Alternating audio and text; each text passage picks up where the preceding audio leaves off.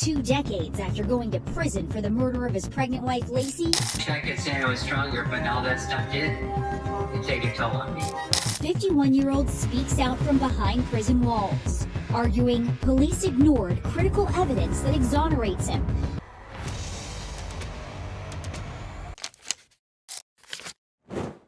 She was 8 months pregnant, decorating a nursery, planning Christmas dinner, and in less than 24 hours, she would be gone forever. The man who would eventually stand trial for her murder was the same man who had kissed her goodbye that morning. Her name was Lacey Denise Rocha, born May 4th, 1975, in Modesto, California, right in the heart of the state's sun-baked Central Valley. She grew up surrounded by flat farmland, wide skies, and the kind of tight-knit community where everybody knows your name and nobody locks their doors.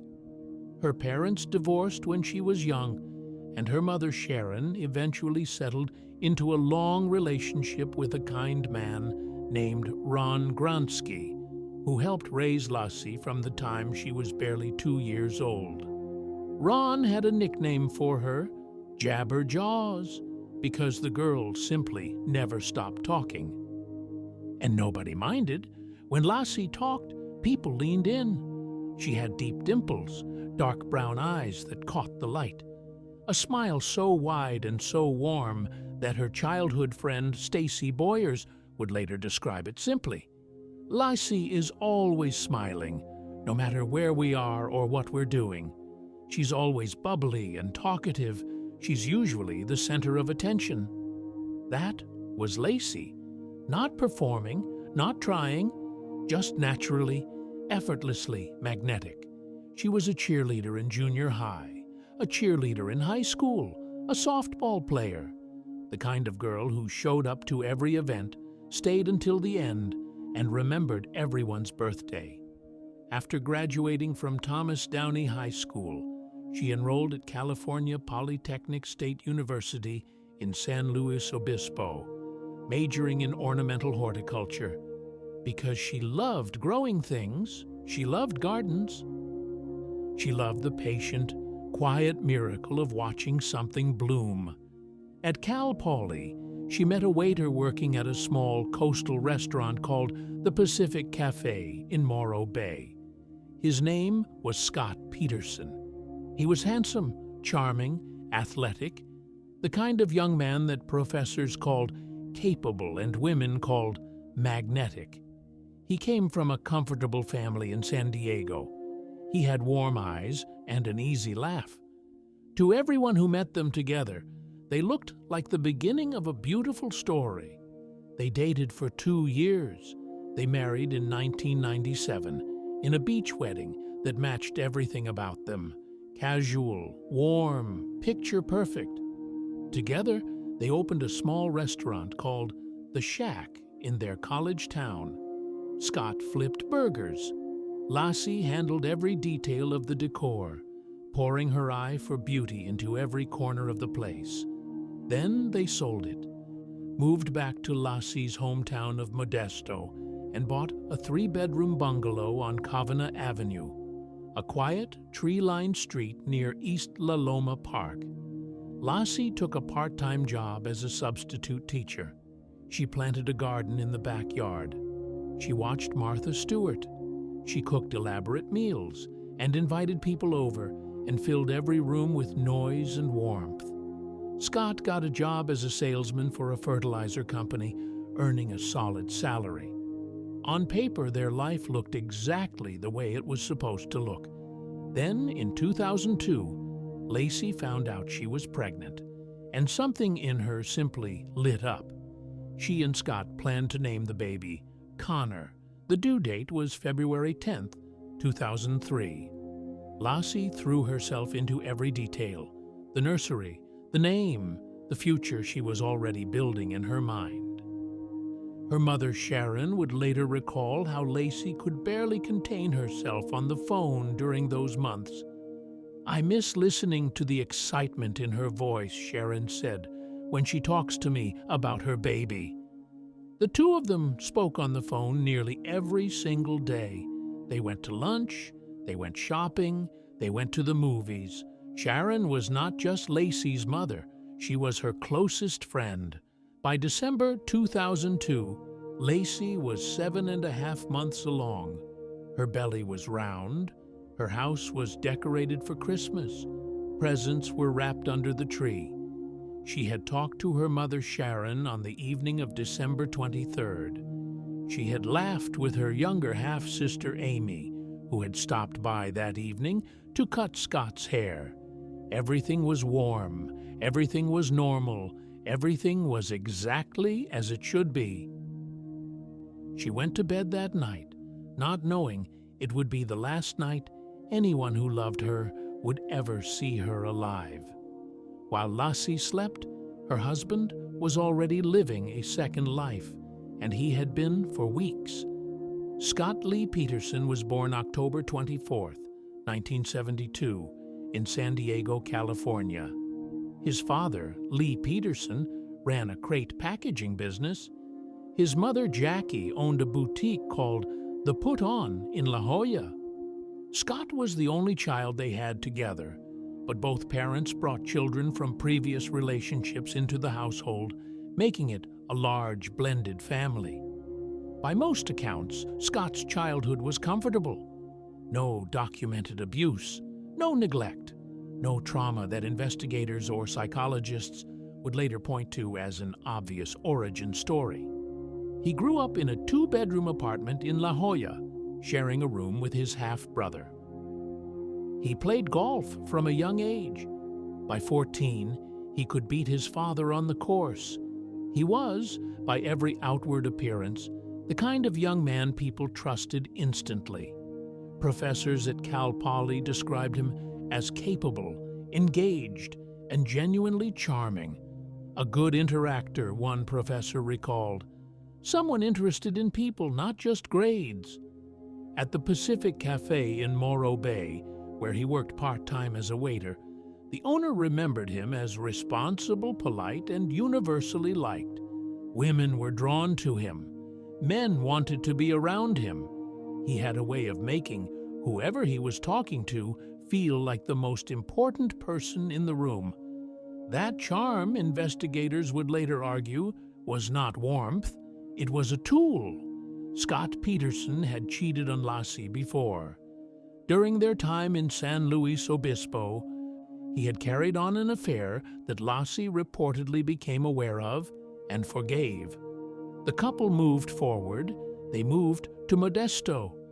They built the life on Covina Avenue, but the pattern did not stop. It simply went underground. In November 2002, just 1 month before Lassie would disappear, Scott was introduced through a mutual friend to a woman named Amber Fry. She was a massage therapist from Fresno, 30 years old, with a young daughter.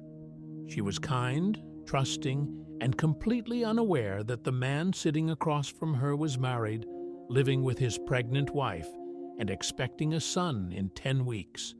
Scott told Amber he was single. Then, on December 9th, 15 days before Christmas Eve, Scott called Amber and told her something that should have been impossible to say. He told her that he had actually been married, but that his wife had recently died. He said this would be his first Christmas without her. He asked for Amber's sympathy while Lacey, very much alive, was at home on Covina Avenue, rubbing her pregnant belly and wrapping presents. Prosecutors would later argue that this phone call was not just a lie, it was a preview. Scott Peterson had already, in some form, decided what was going to happen to his wife. He had told his mistress that Lacey was dead before Lacey was dead. The motive, prosecutors argued, was devastatingly simple. Scott Peterson did not want to be a father. He did not want to be a husband. He wanted freedom. He wanted Amber Frey. He wanted out of the life he had built with the woman who loved him most. In the weeks leading up to Christmas, Scott made a purchase that would later become one of the most scrutinized pieces of evidence in the entire case. On December 9th, the same day he told Amber that Lacey was already dead, he bought a 14-foot aluminum fishing boat. He paid cash. He had no history of serious fishing. He had not told Lassie about the boat. He stored it at his warehouse away from the house. He also, according to investigators, researched currents and tides in the San Francisco Bay. On the evening of December 23rd, the last evening anyone outside the house would see Lacey alive, everything appeared normal on Covina Avenue. Lacey's sister Amy came over and cut Scott's hair. Lacey laughed and talked and was, by all accounts, herself. Warm, bright, full of plans. Later that night, she spoke to her mother on the phone. Sharon Rocha would later say that conversation was completely ordinary. Nothing alarming, nothing final feeling, just a daughter saying goodnight. Scott went to bed beside his 8 months pregnant wife. The next morning, he said, he left early to go fishing, 90 miles away, alone, on Christmas Eve. In a boat his wife didn't know he owned, he drove toward the San Francisco Bay, and Lacey Peterson was never seen alive again. Christmas Eve morning, a quiet street in Modesto, and a golden retriever running loose with a muddy leash and no owner in sight. December 24th, 2002 began like any other winter morning on Covina Avenue. The neighborhood was still. Houses were decorated with lights. Families were inside, wrapping last gifts, preparing holiday meals. At the Peterson house, according to Scott's account, Lassie had been awake and moving around when he left. He said she was wearing black pants and a white blouse. He said she planned to take their golden retriever, Mackenzie, for a walk through nearby East La Loma Park, and then do a little last-minute grocery shopping.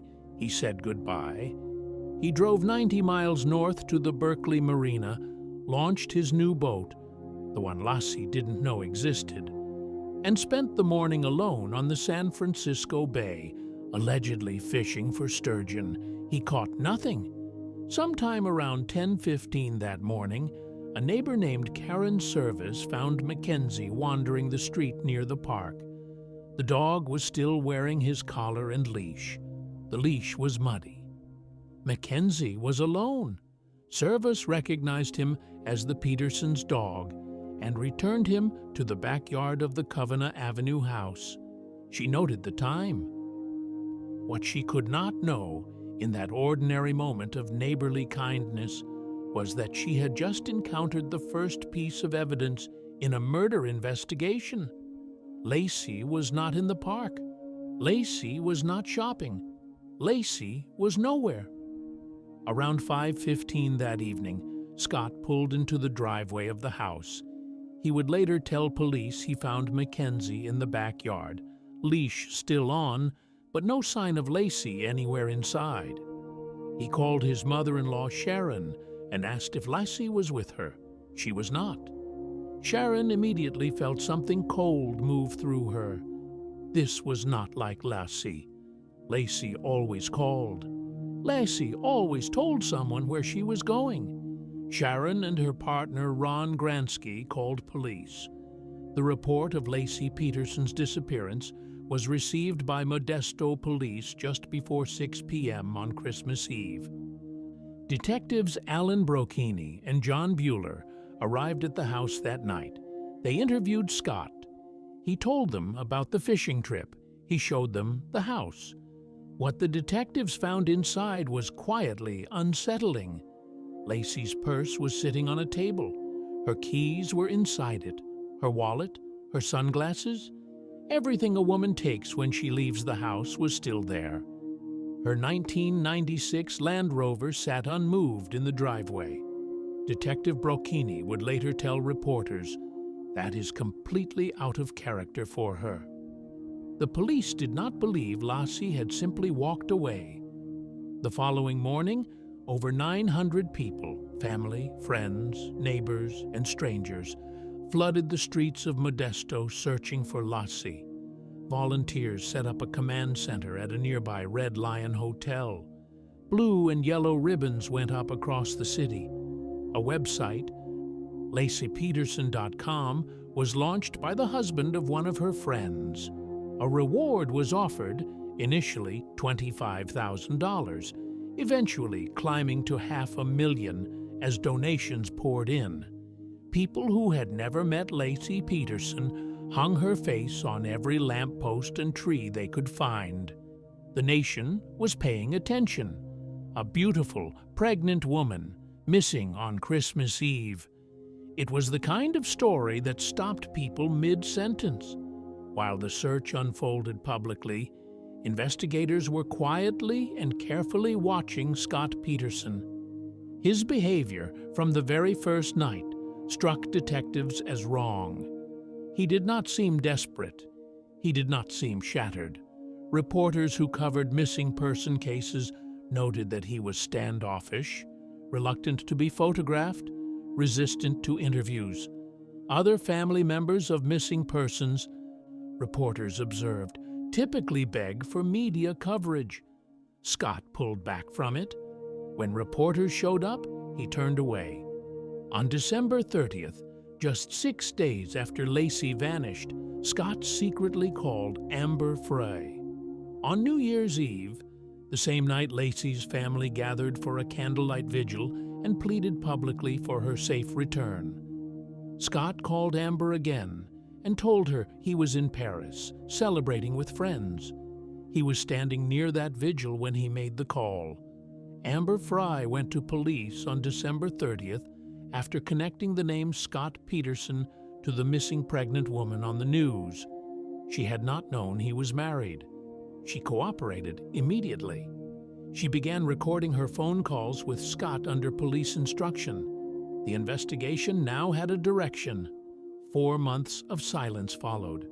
4 months of searching. Then, on April 13th, 2003, the decomposed remains of a baby boy washed ashore along the San Francisco Bay, approximately 1 mile from where Scott said he had been fishing on Christmas Eve. 1 day later, the partial remains of a woman washed ashore nearby. DNA testing confirmed what investigators already feared. The baby was Connor. The woman was Lacey. She had been found just miles from her husband's fishing spot. She had come home in the cruelest possible way, carried by the same water her husband had crossed alone on Christmas Eve morning. The community of Modesto did not know how to hold that grief.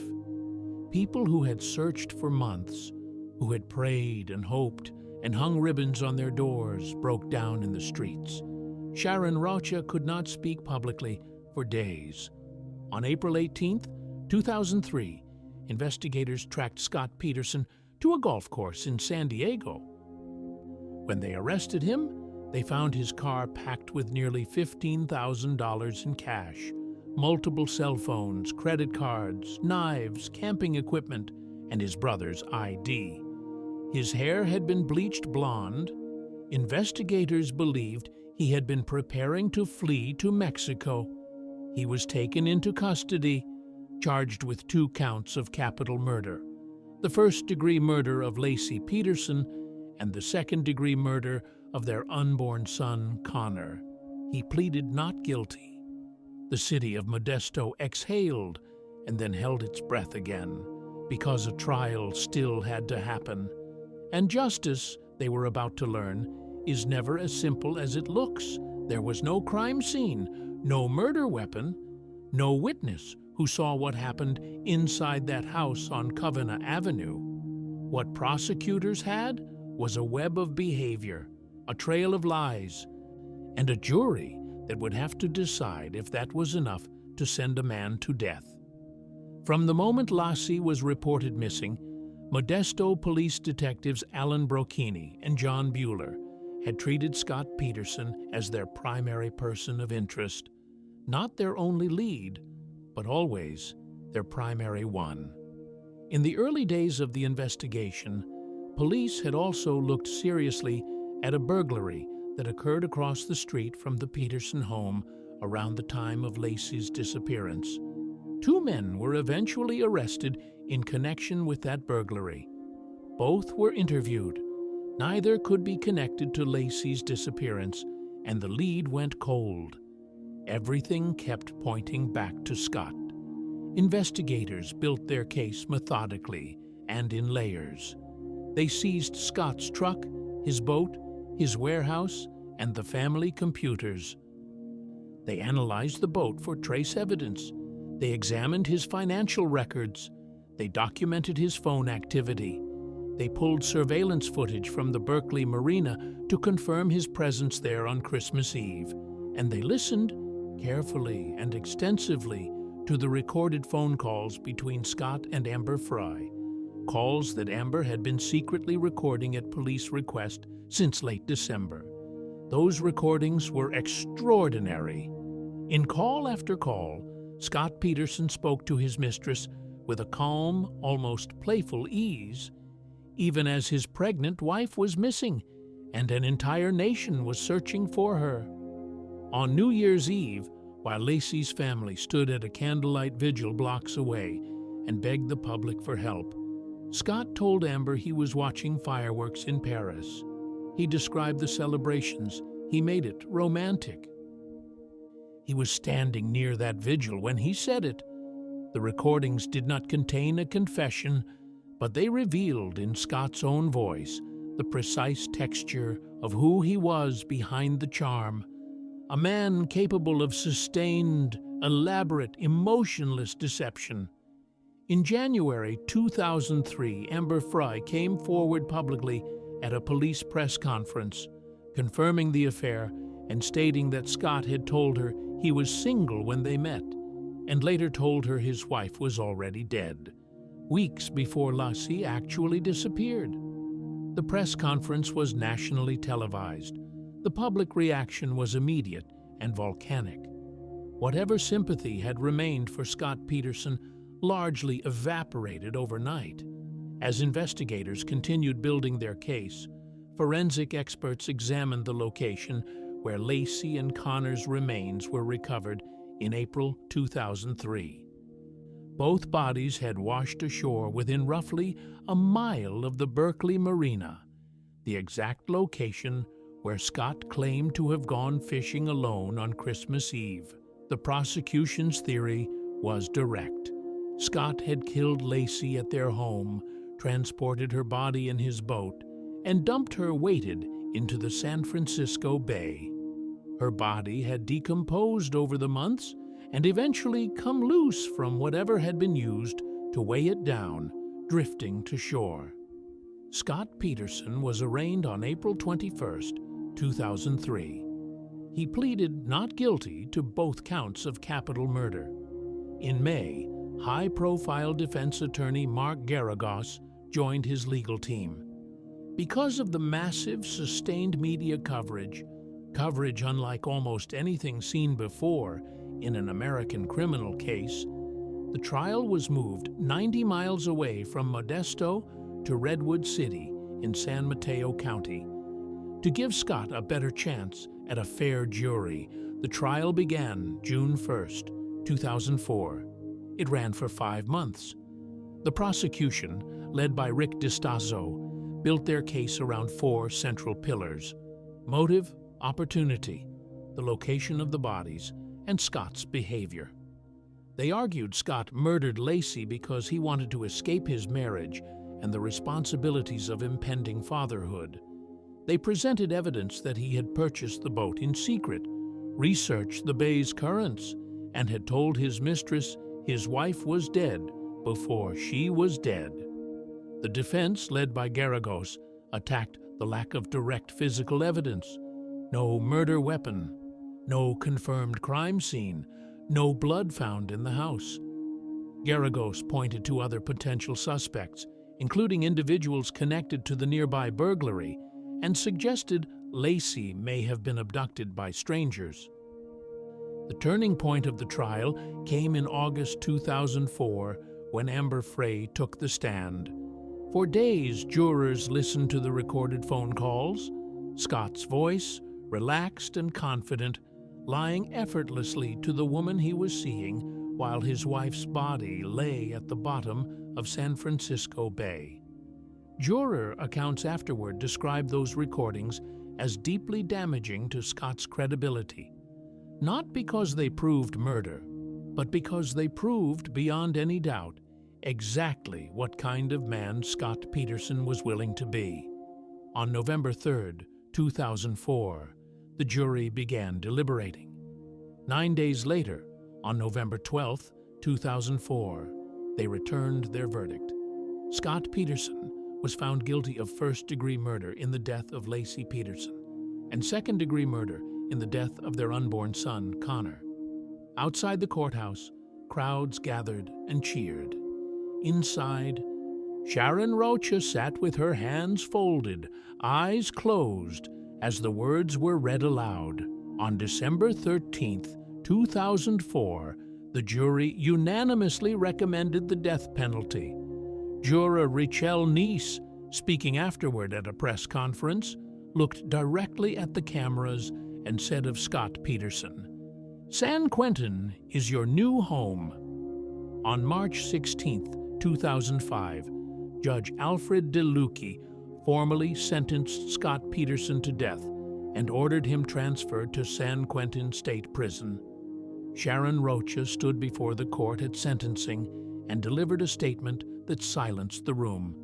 She spoke about the sound of Laci's voice, about the phone calls they would never have again, about a grandson named Connor she never got to hold. The case that had consumed a nation for over 2 years was, in the eyes of the law, closed. But for the family Laci left behind, it would never fully be over. Justice came. A verdict was read. A sentence was handed down. And still, for the people who loved Laci Peterson, not a single morning arrived without the weight of her absence. Sharon Rocha did not disappear quietly into grief. She channeled it.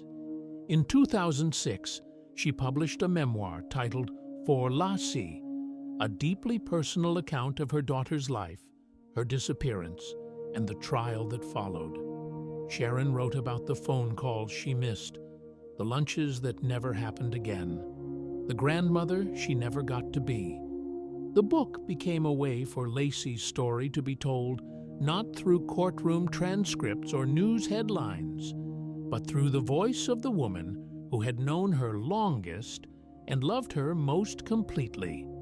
Laci's brother, Brent Rocha, who had initially defended Scott publicly in the early days of the investigation, stood in that courtroom and watched the verdict be delivered.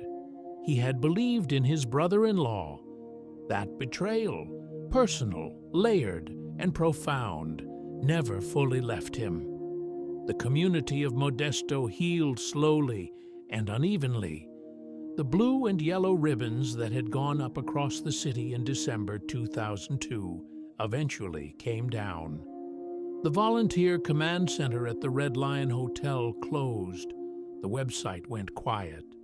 But the people who had searched those streets, who had distributed flyers and prayed at vigils, carried something permanent with them. The memory of a city that had come together for a woman it loved, only to learn the truth was worse than anyone had feared. Laci's case had an impact that reached beyond Modesto, beyond California, all the way to Washington, D.C. In April 2004, while Scott Peterson's trial was still months away, the United States Congress passed the Unborn Victims of Violence Act. The law recognized an unborn child as a legal victim if harmed during the commission of a federal crime. It was signed into law by President George W. Bush. Officially, it carried a second name, one chosen specifically because of what had happened on Christmas Eve 2002 in a quiet neighborhood in the Central Valley. It was called the Laci and Connor Law. Her name and her son's name are written into federal legislation. That is not nothing. That is permanent. Scott Peterson arrived at San Quentin State Prison in 2005, condemned to death row. He maintained his innocence from the moment of his arrest and never stopped maintaining it. In 2020, the California Supreme Court overturned his death sentence, not because of doubts about his guilt, but because the original trial judge had made errors during jury selection that had resulted in a jury disproportionately favorable to the death penalty. His murder conviction was upheld. In December 2021, Scott Peterson was resentenced to life in prison without the possibility of parole. He was transferred to Mule Creek State Prison in Ione, California, where he remains today. In 2024, the Los Angeles Innocence Project, a nonprofit organization that investigates wrongful convictions, took up Scott Peterson's case. They filed more than 2,600 pages of new evidence, including updated scientific analysis of currents and tides in the San Francisco Bay, new findings about the timing of Connor's death, and sworn testimony from Scott himself. Their filing argued that Lacey's body was most likely not dumped from Scott's boat at all, but rather from a location accessible by car and foot at a place called the Albany Bulb. A judge later ruled that a single piece of physical evidence, a strip of duct tape found on Lacey's pants, should undergo new DNA testing. The case, more than 2 decades later, remains in motion. Scott Peterson continues to claim he did not kill his wife and son. Lacey's family continues to believe he did. The truth of exactly what happened inside that house on Covina Avenue in the early hours of Christmas Eve, 2002, has never been established with the kind of physical certainty that closes a wound completely. What is not in dispute is this: Lacey Peterson was a real woman. She was 27 years old. She had deep dimples and dark brown eyes and a laugh that filled every room she walked into. She talked so much as a child that her stepfather gave her a nickname she carried into adulthood with pride. She loved gardens. She loved cooking. She loved Martha Stewart and Christmas decorations and her golden retriever and the feeling of belonging to a place and a family. She was, by every account of every person who knew her, someone who made the world warmer simply by being in it. She was 8 months pregnant with a son she had already named. She had already decorated his nursery. She had already imagined his face. Neither of them made it to February. What this case revealed about the world was not comfortable. It revealed that danger does not always arrive as a stranger. It arrives sometimes in the form of someone familiar, someone charming, someone trusted, someone who sleeps beside you and knows your routines and has already, quietly, planned your end. It revealed that a woman can be surrounded by love and community and still be completely vulnerable to the one person she trusted most. And it revealed that grief, when it is this specific and this public, does not fade. It transforms slowly into something the living carry forward in place of the person they lost. Lassie's mother still speaks her name. Her brother still carries her photograph. A federal law still bears her name and her son's name, protecting others who cannot protect themselves. She never got to hold Connor. She never got to see another spring in that garden she loved. She never got to become the mother she had spent 9 months preparing to be. Her name was Lacey Denise Peterson. She was 27 years old, and she deserved every single year she did not get. The world did not become less loud without her. It became less warm. And that is a loss that no verdict, no sentence, no law, and no documentary will ever fully repair. Lotsie, you were seen, you were loved, and you are not forgotten.